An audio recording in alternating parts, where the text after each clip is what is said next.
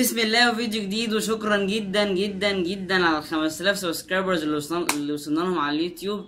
طبعا دي كانت حاجه شبه مستحيله اول ما بدات القناه بالنسبه لي، يعني مكنتش متوقع ابدا ان انا ممكن اوصل للرقم ده. المهم انا النهارده ان شاء الله هعمل ريفيو لحاجه لسه اصلا ما نزلتش في مصر، حاجه لسه نازله جديد. الحاجه دي هي لابتوب اتش بي اومن الجديد.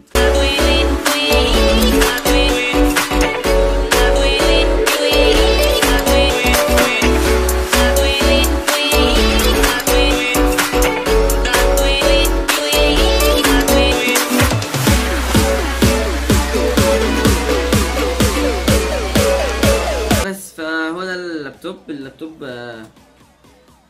طبعا حاجة جميلة جدا. يعني الناس اللي مش شايفاه كويس او كده، هو ده اللابتوب ده من ظهره كده اهو، ده من وشه هنا اهو، اللوجو حتى بتاع ده اللوجو بتاع الشركة اللي هو اتش بي بتاع اومن، ده الكيبورد بتاعه وكل حاجة.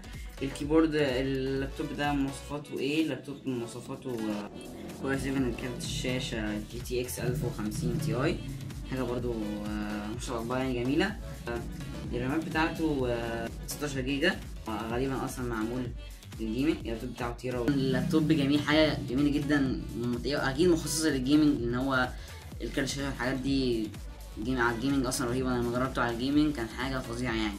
بس اللابتوب للاسف مش موجود في مصر دلوقتي، ما اعرفش ممكن يكون موجود بس نادر يعني.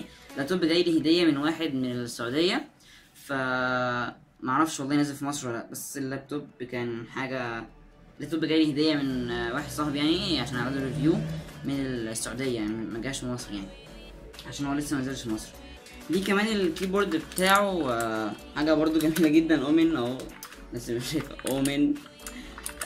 ده طبعا ليه ريفيو لوحده، ده عشان في حاجات كتير، فده ليه ريفيو لوحده، مش هينفع يكون ريفيو نفس الفيديو فيه الاتنين ريفيو. جاي معاه كمان جيمنج يعني اهو ليه اللوجو بتاعه وكل حاجه. بس ده كان ريفيو لللابتوب اتش بي اومن. طبعا اللابتوب حاجه فظيعه يعني ما شاء الله. يا رب تكونوا اتبسطتوا. شكرا جدا تاني عشان 5000 سبسكرايبر، وان شاء الله تكونوا اتبسطتوا واستفدتوا، وان شاء الله في ريفيوز جديده جايه، استنونا. شكرا، مع السلامه.